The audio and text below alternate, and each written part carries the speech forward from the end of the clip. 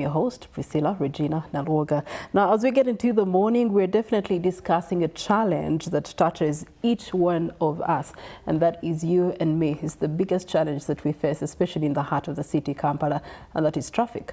Many of you get onto the road earlier than you should simply because of traffic. I do remember a friend of mine telling me they used to work with a bank in the heart of the city, and they used to have to get up at 5 o'clock, be on the road by 5:20, latest 5:30 in the morning in order to report to their job that requires them to report by 9 a.m.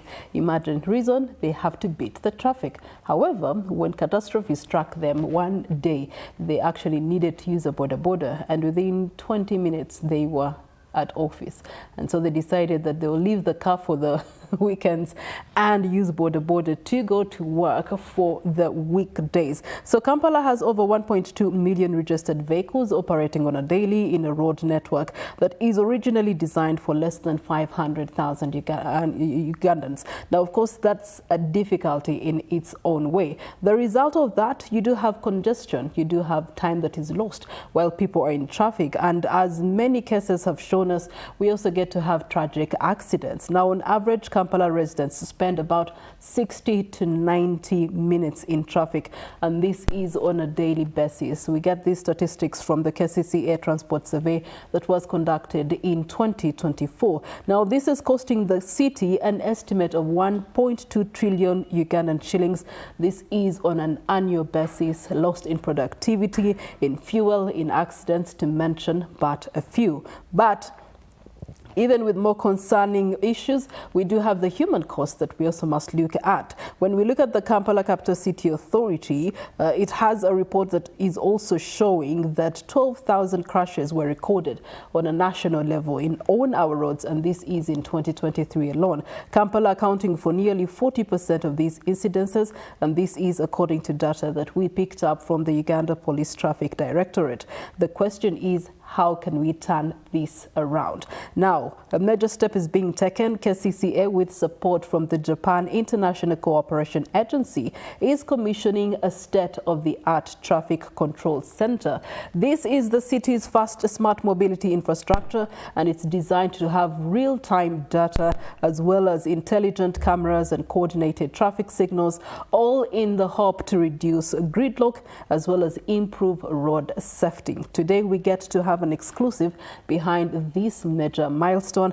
And how does it work? How beneficial is it going to be to you as a commuter, as a boda rider, but even as a pedestrian? So we get to have stakeholders with me in studio from government, development partners, as well as law enforcement and civil society, who are going to help us unpack the opportunities that lie with this new innovation that Kampala is receiving. And the bigger question is, will it move to the nation across other cities? And so allow me to introduce to you my distinguished panelists. To my extreme left, on behalf of government and from KCCA Manager, Traffic Management and Control, we do have Engineer Waswa Joel. Good morning to you, Engineer. Good morning, Pamela. Good morning, viewers. It's a pleasure to have you. Then we also do have next to him Development Partner from JICA Uganda office, and this is a very good partnership that we've had, and we're looking forward to bearing the fruits of it. Miss Mabel Kasoma, good morning to you. Fingers. All right. And we also do have SP Oinebie Bruce, who is a regional traffic officer, Kampala Metropolitan. This is on the northern side. Good morning to you, Afande. Good morning, Priscilla. Good morning, viewers. All right. It's a pleasure to have them. They're going to be talking to us about the details of this state-of-the-art traffic control center and how it's going to benefit you and me. Welcome to our talk show this morning as we get into the heart of our conversation. Improvement of traffic control and road safety. The hashtags to use across our social media platforms, Kampala Traffic Reform, and the hashtag Smart Mobility UG. I am Priscilla Regina Nalwoga. And so we want to get into the heart of the conversation. First, understanding what is this state-of-the-art traffic control center? What are the dynamics, the technology, the enforcement, as well as the transparency? And I'm going to start with Engineer Waswa on behalf of government and implementing authority, the state-of-the-art traffic control center. Tell us more about it. Thank you very much, Priscilla. Once again, my name is Engineer Joel Waswa. I work as the manager in charge of traffic management and control at KCCA. And to briefly tell you about the Traffic Control Center, a couple of years back, could be about 4 years back, we had a project that went through feasibility studies with financial assistance from the Japanese Cooperation Agency. And this project involved improvement of traffic control in Kampala City.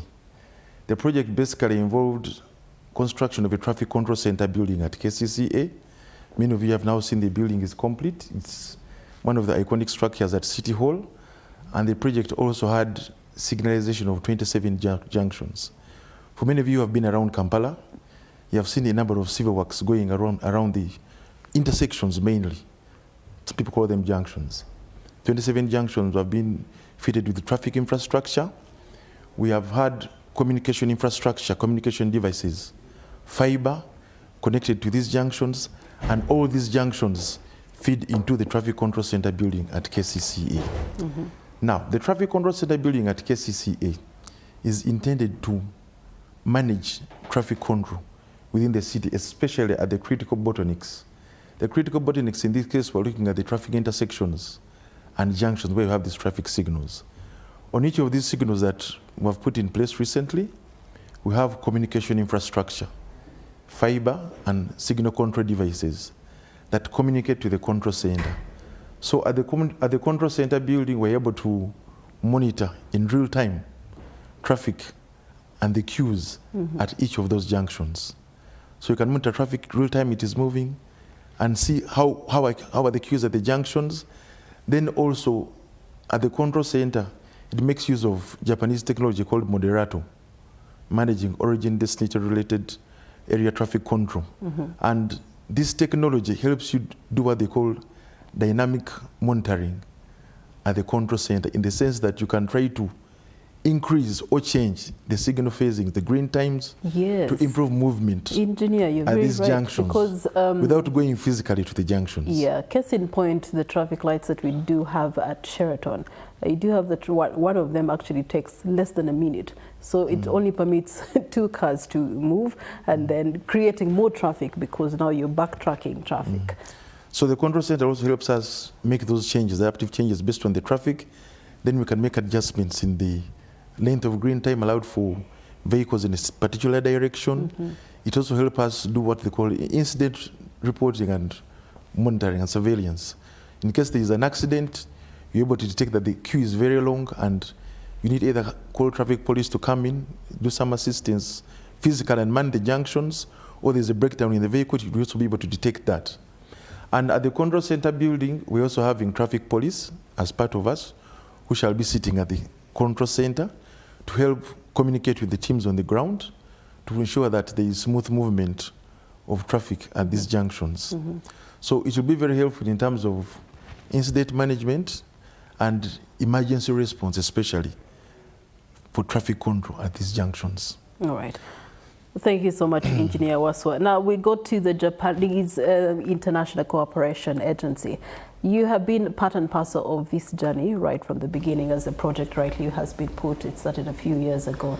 And we want to find out exactly what have been your roles in ensuring that we have a better management of our traffic and control over it for us as a capital city.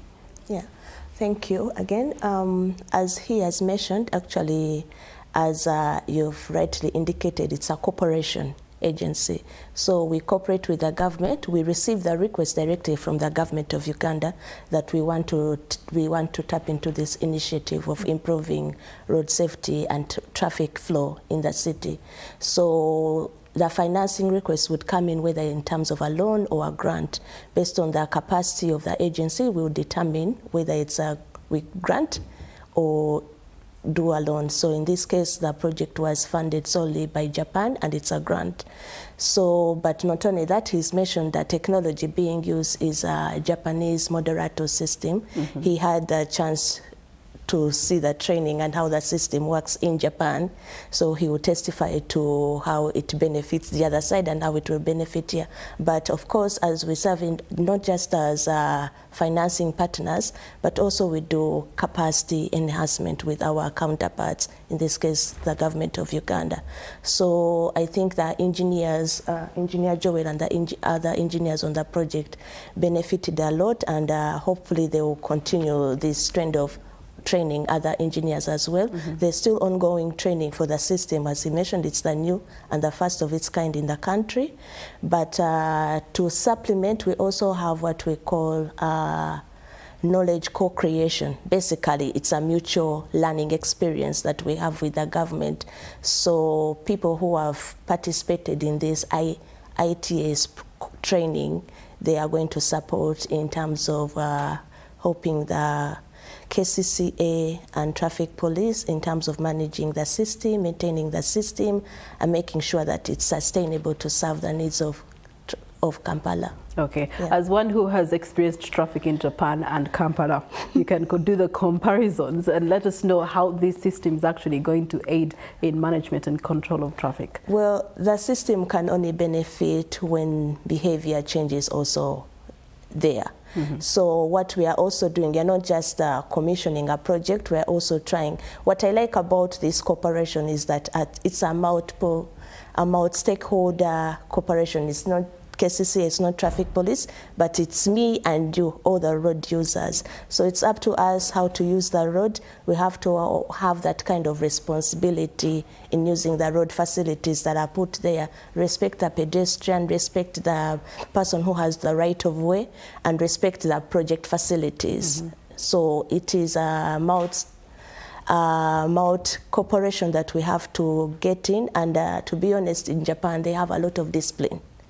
That's the truth. There is a lot of discipline. Even at night, as long as it's red, you won't see anyone crossing the street, even when the street is empty.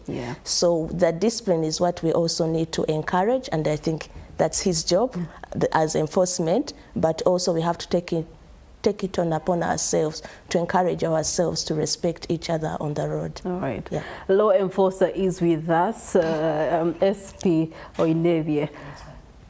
She has mentioned that you have had the opportunity to go and witness first eye what this system does, especially for Japan, and then how in tandem it can actually aid traffic police in managing the congestion within the city. Yes, Priscilla, I had a chance, JICA and Uganda Police Force, they took me to Japan for at least a month, and I witnessed the moderator traffic system, how it works. And when I reached there, it was amazing. What she says, for her, she had a chance to grow from there. But at first, I remember I wondered the discipline. I had to wake up even at night, and I see that it's true there is no traffic officer, but a Japanese will stop even when there's no any vehicle, and it is true. And I believe it can work in Uganda here. Yes, the biggest challenge that we have is in discipline. And especially the border borders. Earlier you had us talk as like, what are we going to do for the border? But of course, we are seeing them getting organized. I'm seeing the border union in Uganda now. We are training them, and we believe it is going to work. This moderator system, one, we shall coordinate easily. You see me with my communication gadget here, we shall have traffic officers in the control room, in the monitoring center.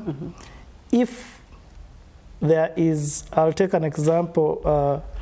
As I told you, I'm the regional traffic officer of Kampala North. I think in my area of command, I have Murago roundabout, Site Mochare, and Kubiri roundabout that has this technology. In the morning hours, at this time, from Karero side and Waise side, the traffic is much. The moderator system is going to be able to monitor, and it will be able to say that prioritize where there is too much traffic, and you'll see green lights. Basically, fellow Ugandans in Kampala, you're going to see lesser of a traffic officer with a whistle in the middle of the junction, road. yeah. And we shall do more we shall be there at the traffic lights, and we shall do more of enforcement. Now, enforcement on, in Swahili we have a saying, waliorogwa hapana kosa. We have those ones that do not want to follow the rules. Now, those ones, if you do not stop at a red light, we shall get you. You remember recently we have halted the EPS Auto. Now, this system is going to be connected to the EPS Auto. You heard from the minister when there was some issue. And I think we are beginning in January. That was the communication from the minister. The EPS Auto is well coordinated with these traffic lights. Even at night where there is no police officer, traffic officer, these lights are going to help us in enforcement. Whether it is raining, whether it is shining. That if you violate the light, immediately the tickets will be issued to you. And I believe going forward, you see, we have talked. Policing, we talk, but I believe community policing without enforcement, then we are like in a circus. Okay. We are entertainers. There's the traffic lights on the expressway, especially Munyonyo. They do have a timer to them. Yes. How I wish you could adopt the timers so that, and why do I bring this in? You've talked about the EPS system. One of the contentious issues was that I'm in motion and the red light goes, or the light turns red. I'm in the middle of the junction. What do? I can't stop in the middle because then I will be averting the other traffic coming in from the other lanes.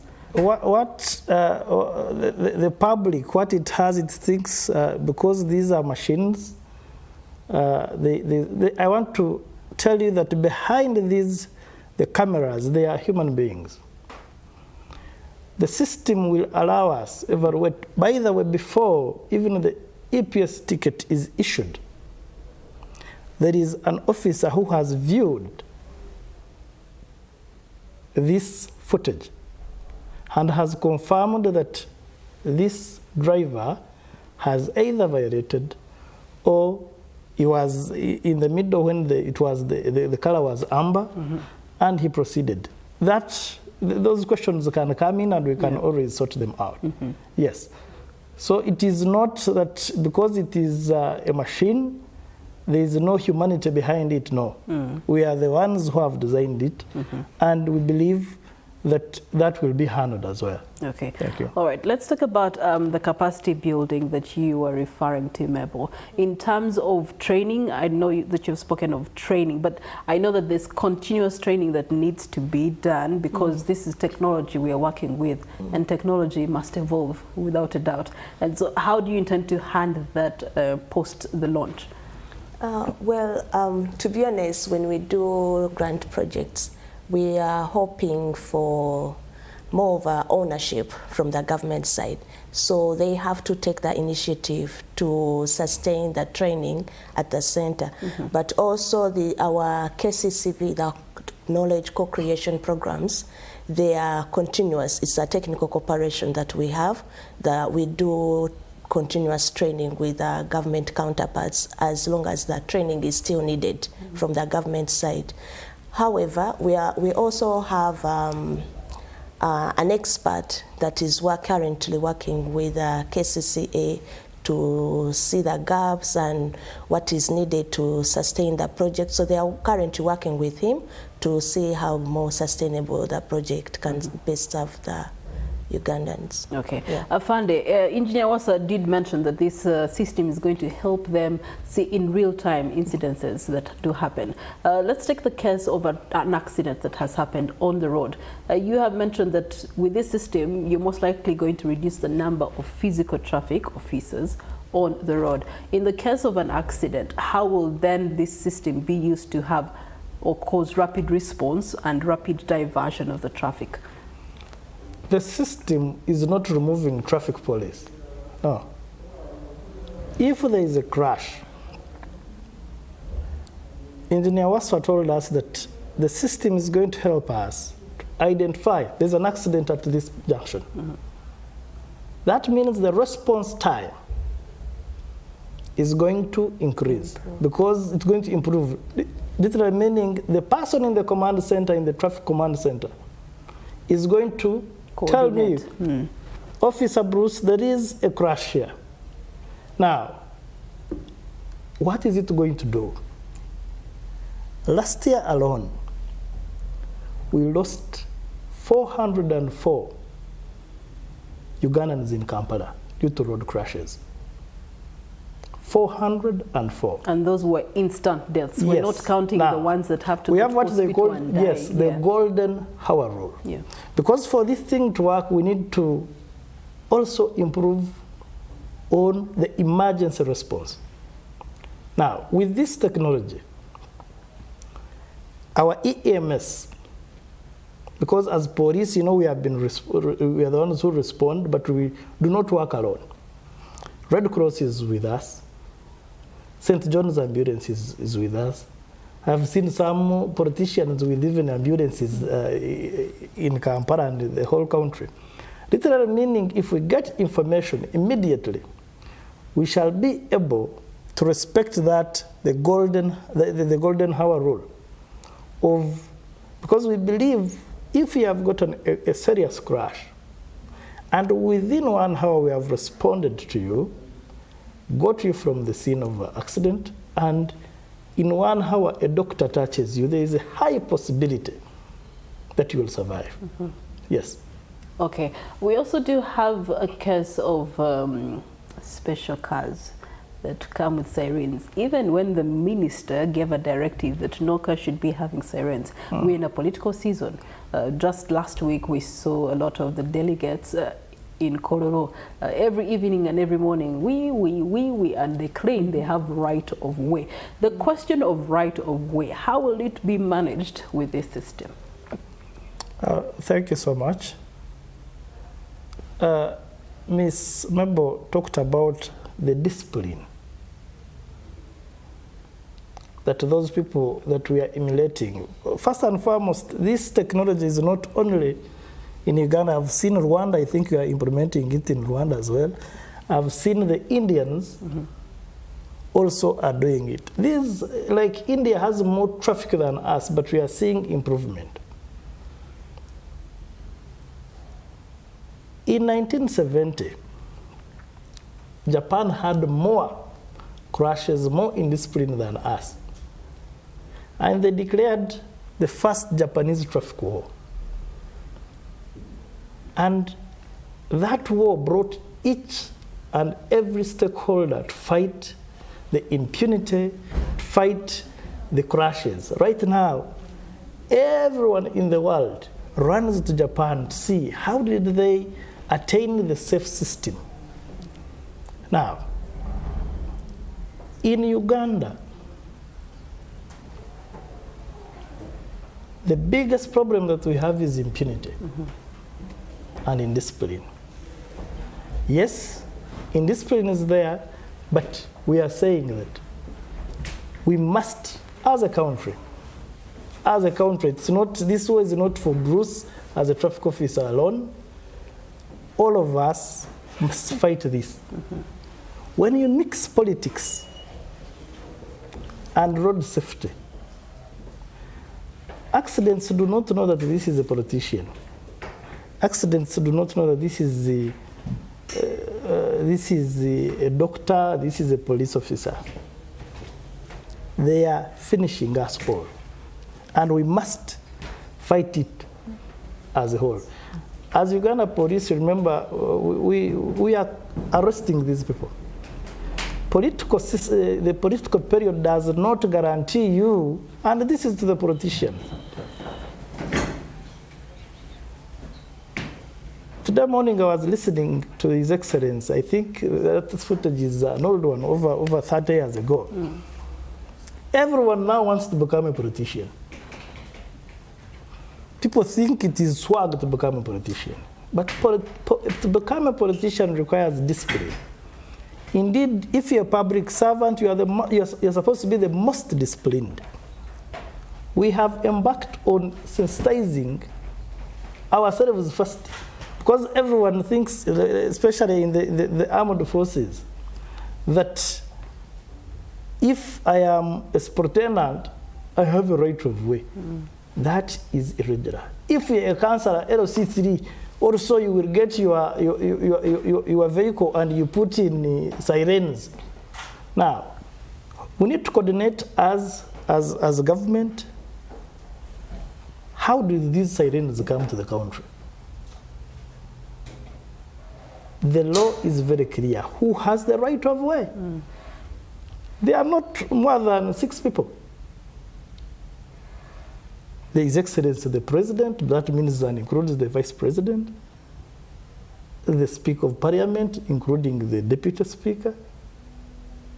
We have seen these emergency vehicles, ambulances.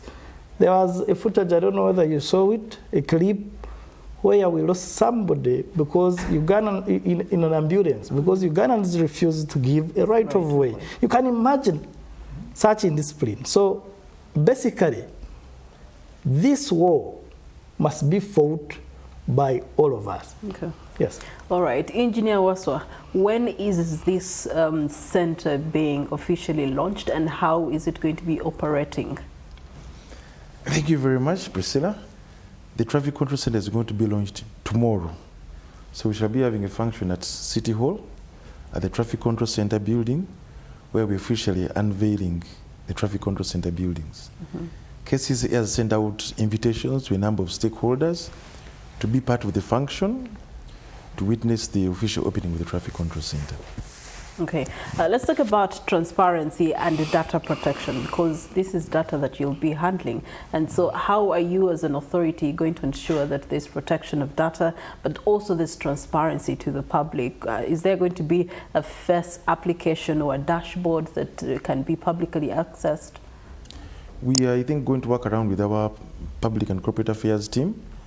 We're having also traffic police as one of the custodians who manage traffic data in the city center and the country at large. They're going to be part of us, and we shall work hand in hand with their systems on how to manage and share this data to the concerned public and the citizens. Okay. Mebo, in terms of the partnership as an implementing partner, you talked about this being a grant. How long will the grant run? And in terms of after tomorrow, because there's sustainability that we must talk about, there's funding that's required to keep the process running and the systems running. Does your grant extend thus far? I mentioned we try to encourage ownership of the project. So when the project is handed over, that's when the project is completed, the grant is completed. However, they have access to other schemes like a technical cooperation, and they can also request for an additional loan if it's extended and acceptable. So we are not limiting as long as the request has been justified, but also we try as much as possible to encourage ownership and sustainability of the project, because it has been locally implemented, and we want to see that people take it up upon themselves to sustain it. And this speaks only to discipline and people not vandalizing the project facilities, obviously. Yes. Otherwise, KCCA will be coming again to request for the same. If they still come for the same request which was already implemented, then it's not proper use of government money. Okay. Yeah. As we take a break, what's your call to action for the government and the other different stakeholders and also the road users? Actually, the only thing we can speak to right now is really discipline. Tomorrow, as we are also commissioning the project, we are also holding a safety awareness campaign for the project, but also for road safety in general. So we hope that people will recognize this investment and protect it with proper discipline, but also a shared responsibility, understanding that this is not just a government investment. Government is investing in their lives and their safety. Okay. Yeah. All right. Thank you so much, JICA, as a development partner on this project. The commissioning of the state-of-the-art traffic control center will be happening tomorrow at City Hall. We're going to be taking a short breather, and when we return, we'll be joined by an advocate for the people who use the roads and what they have to say of this system and how it's going to, in tandem, help the other complementary road users. Do stay with us. We're still going on with our talk show this morning, looking to improvement of traffic control and road safety for us here in Kampala, the capital city of Uganda. I am Priscilla Regina Naluoga. It's been a wonderful conversation talking to government representation, development partners, as well as law enforcement on the new state-of-the-art traffic control center that will be commissioned tomorrow at KCCA. The purpose of it is to ensure that there's now a better flow and management and control of traffic across the different hotspots, but also to ensure that road users are disciplined. And I like the fact that this will put us in line. We've been having this conversation with the engineer Waswa Joel from KCCA Traffic Management and Control. We've also had the privilege of talking to JICA, where we've had Ms. Kasoma Mabel, program officer, joining us and letting us know as Japan government having given this to us as a grant, funding it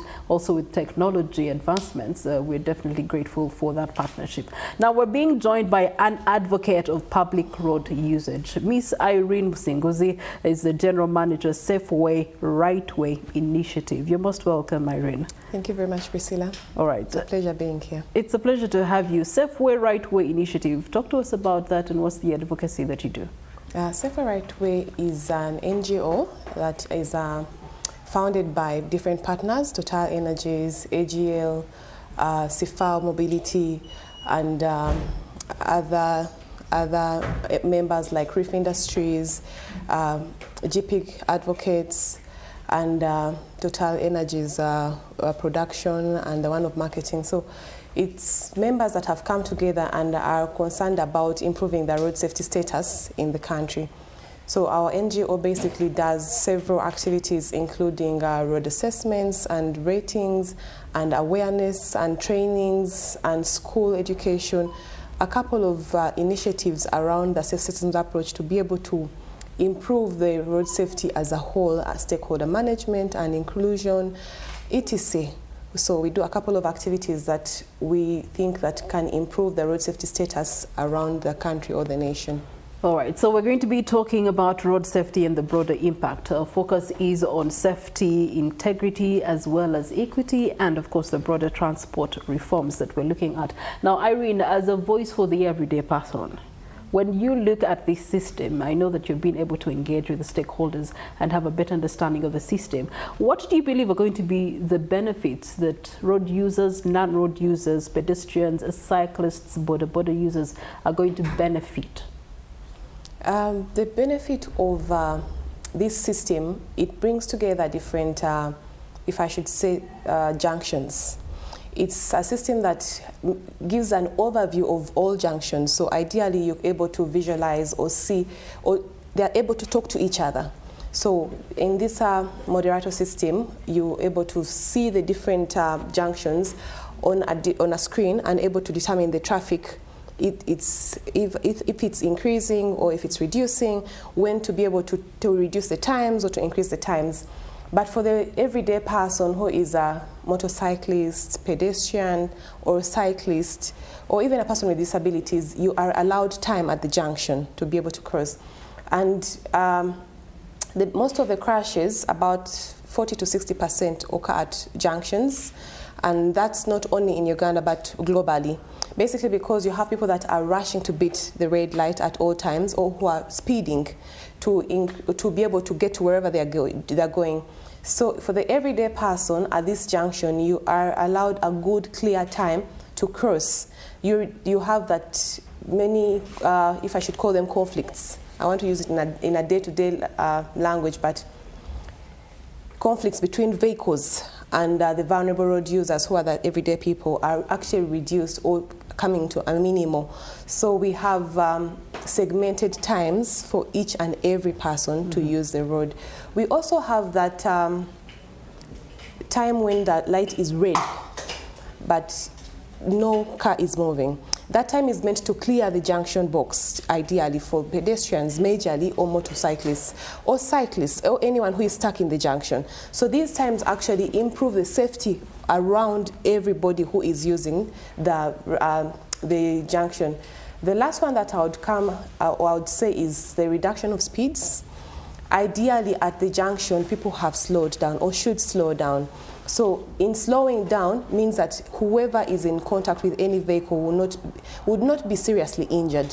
So the slowing down of vehicles at junctions with the red light is actually something that causes all that, or improves safety around for the different vulnerable road users. The last one maybe that I should mention is it allows people with disabilities to use the road.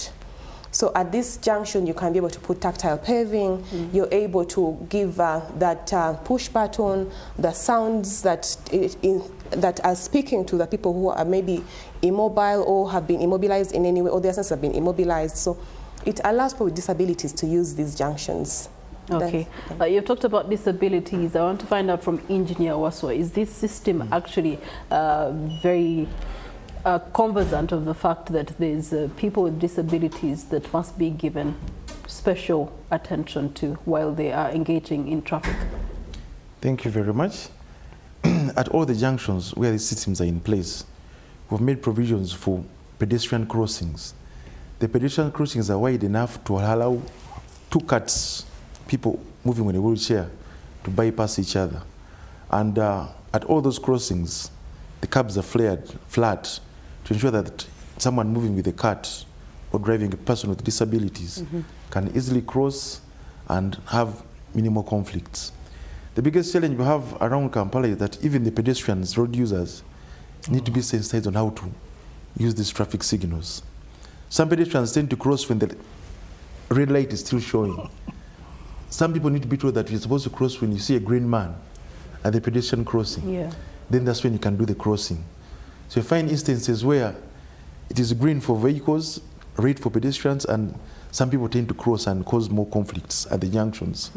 But the signals are intended to ensure that each and every person follows the traffic rules for a signal. And it's very paramount that our people need to have discipline at the junctions. As the implementing authority, how do you intend to actually pass on this information and awareness and sensitization to the general public so that they all know what their place is, especially in light of the traffic system? Because you have talked about the pedestrians. This is you're assuming that they have maybe traveled and know what that command means. Thank you very much. For them, they think the command is whatever it means. For them, they get to cross. So the assumptions are that these people actually are aware that that is for them. As part of the project, we have had an awareness campaign where we have come up with videos demonstrating to people how to use the traffic signals. For pedestrians, school-going children, people with disabilities, how they should use the traffic lights, what does the green sign mean, what does the red sign mean, what does the amber or yellow signal mean, and this information has been shared with the public and corporate affairs. We're going to be sharing it with the public to sensitize more of the road users, especially the border users. Many conflicts at these junctions are because the motorcyclists don't respect the green time or red time. They tend to move as and when they see anyhow. So I think it's very important that the police comes in and helps us to control the discipline at the junction, especially for motorcycles that tend to interfere with the green time and disorganize the performance of the junctions. Okay. So these messages have been designed by our public health team, public and corporate affairs team, and we shall be sharing them with the public on our social media platforms. Yeah, but you know, the public is working, so engaging with your social media platforms, how many times does a person go to a KCCA social media platform to get information? I think we have had cooperations with other agencies like Safeway Rightway. Safeway has been very instrumental in helping KCCA disseminate information, especially in schools. Safe zones for schools where people are crossing the road, the information they need to know about crossing the road and things like that. So other partners like Safeway Rightway have been very handy in helping us disseminate this information. Okay, all right, and we hope that this will be continuous engagement with the public. All right, Afande, the borders, one of those days some of us believe they should be expelled from the heart of the city. They've killed our mothers, our fathers, our brothers, our sisters, and it's unfair to see that these deaths continue and the numbers continue to stagger as the years go by, and we don't see anything being done on the side of law enforcement. With this new traffic control system, how do you intend to put these people in order? Thank you, Priscilla. The border question, like Engineer Waswa said, last year alone, and I want to tell you Ugandans, last year alone we lost 1,720 border riders. And the biggest number was between the male between 18 to 35 years. We have seen border riders continuing to ride on one way. We have seen stages, border stages on pedestrian walkways. Irene is more of, I've seen her fighting for the pedestrian, and she's very right. Last year alone we lost 1,666 pedestrians. Engineer Wasa talked about it, that even the pedestrians are indisciplined. Even when he knows or she knows that he's supposed there's a pedestrian walkway, there's a clear zebra crossing, the few that we have, because we have few, Engineer Wasa, you know, engineering, we have to improve on that and could get more walkways, because the two people, the pedestrian and the cyclist, are the most vulnerable road users. Enforcement. Traffic enforcement, we believe in two things, and they all move hand in hand. You've heard of community policing and sensitization. We do community policing. We have talked to these people. There was a study in 2022 done by the Bloomberg Philanthropies, and 94% of the riders did not have driving licenses. We saw the riders, the complaint was, for us we do not have riding schools. Driving schools are not there. We saw them complaining the driving license is very expensive. The person who wants to get the license of a car, it's the same amount with the vehicle. The complaints were too much. We saw government coming in, the Ministry of Works and KCCA, establishing 9 driving schools in Kampala Metropolitan, training these borders. The Inspector General of Police said, no, I am bringing the inspector of vehicles to regions. In my office, I have an IOV. And what were we doing now? Because we saw most of the riders, a person will go in my village, in Shema, sell his milk and bananas, get his 5 million the next day, buy a motorcycle. 5 million is a lot. These days, even you can 3 million. You can put 500,000 and get a motorcycle. You get it? This guy has never learned anything. He comes on Kampala streets, one day he's dead. Yeah. We cannot continue folding our hands as Ugandans when we are seeing these young people perishing on the roads. We have said community engagement is good. Community sensitization is good, but we shall get you. We are coordinating together with the KCCA enforcement team. and Uganda Police, traffic in the lead. And these people who violate the traffic lights, these riders that come on one way, a rider who has no crash helmet, a rider who is carrying more than one passenger. It's called pillion riding. The ones who have refused to wear reflector jackets, because the reflector jackets improve on the visibility of the rider, we are getting them. We are arresting them. I want to thank the Boda Boda Union. I have seen it even improve. Now with what they do, they have brought in the element of insurance. Earlier on I talked about, in case an accident happens, who will cater for the health? Now insurance has come in, and we are getting there. Enforcement, we are geared towards this, and we are welcoming. And personally, I'm telling each and every Ugandan that this multi-million project that has come is ours.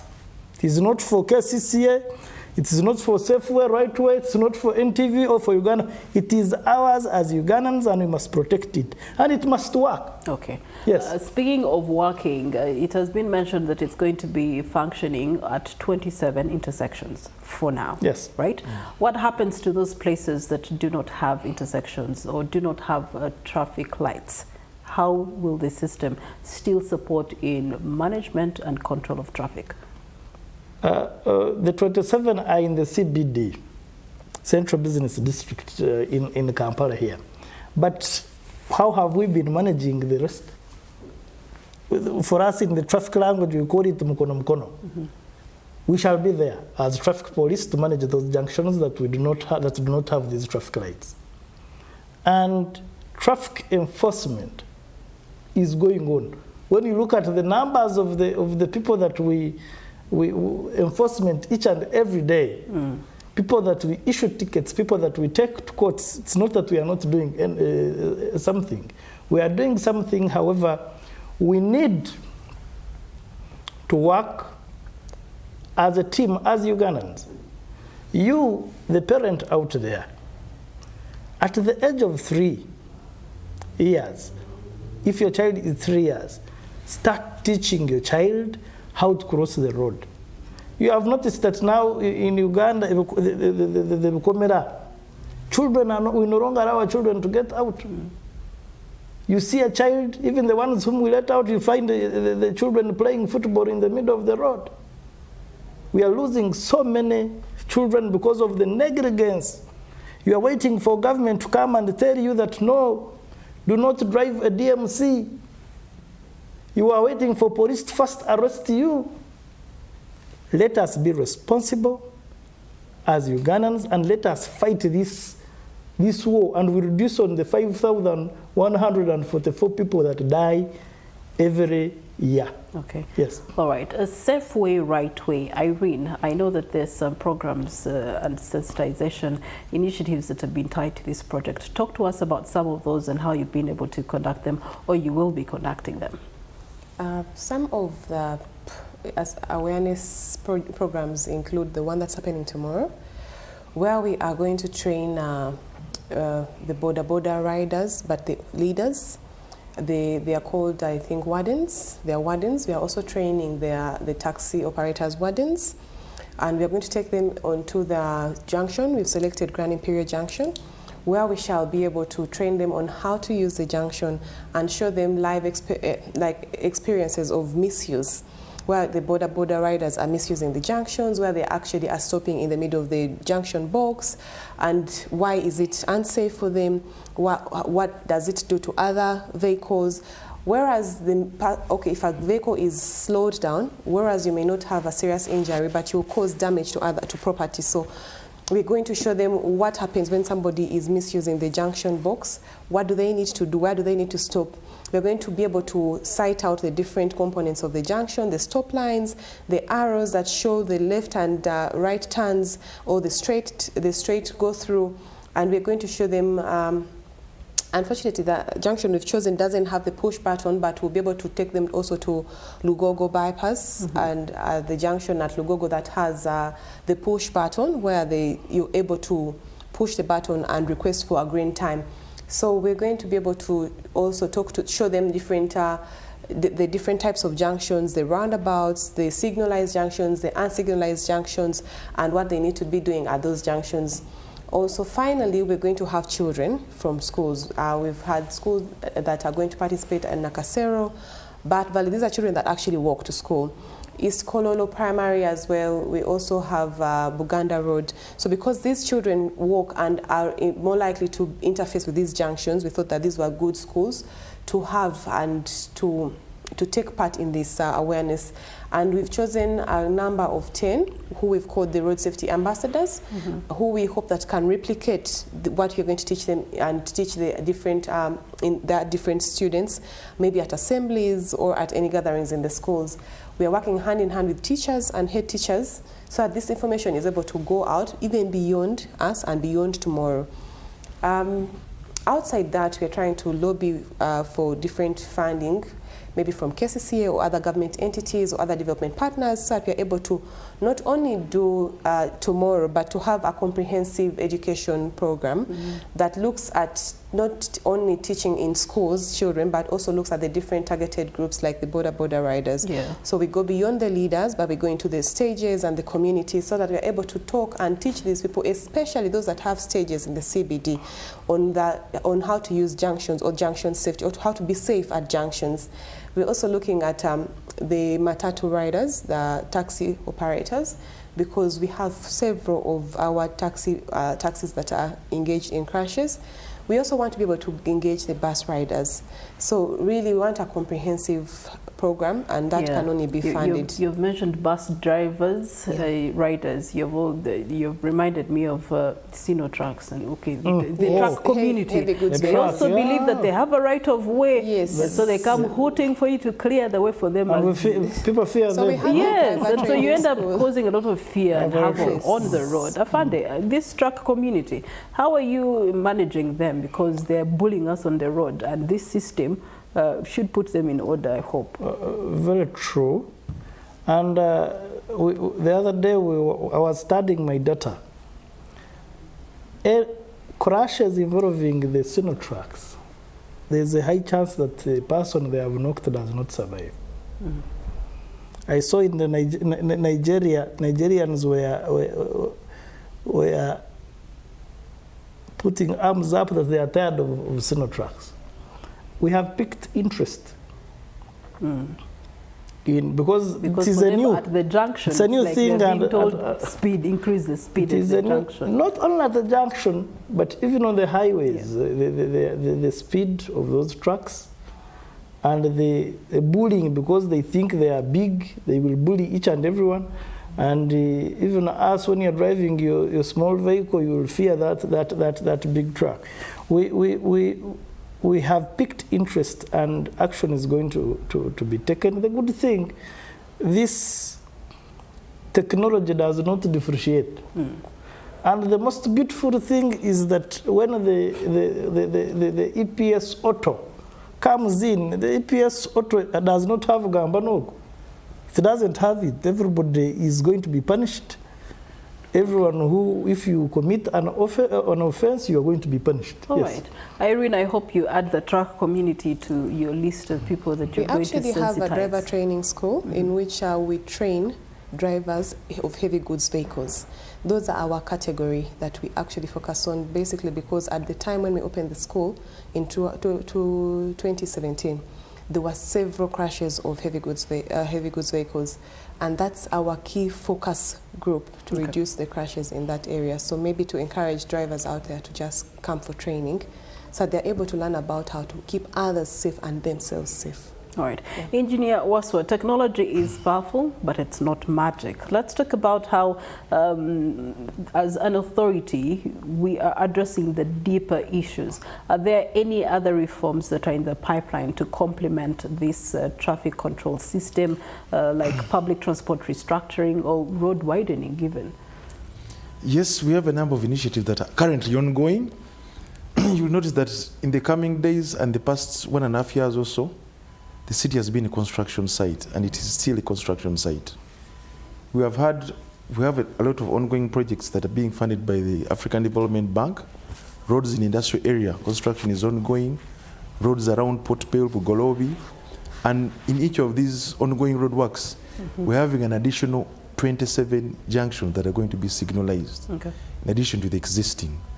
So the onus is on us to also try and expand connectivity in terms of fiber network and have also many of these junctions linked to the control center. We also have ongoing projects by the World Bank, Greater Kampala Urban Development Project, that has also started, that is also going to involve upgrading of about 81 kilometers of roads, and contractors have currently also started works on those roads. Right. So I'm going to start with you and ask, if we were to meet here again 1 year later, what would be the measurable metric that you would say this is proof that this project has actually been successful?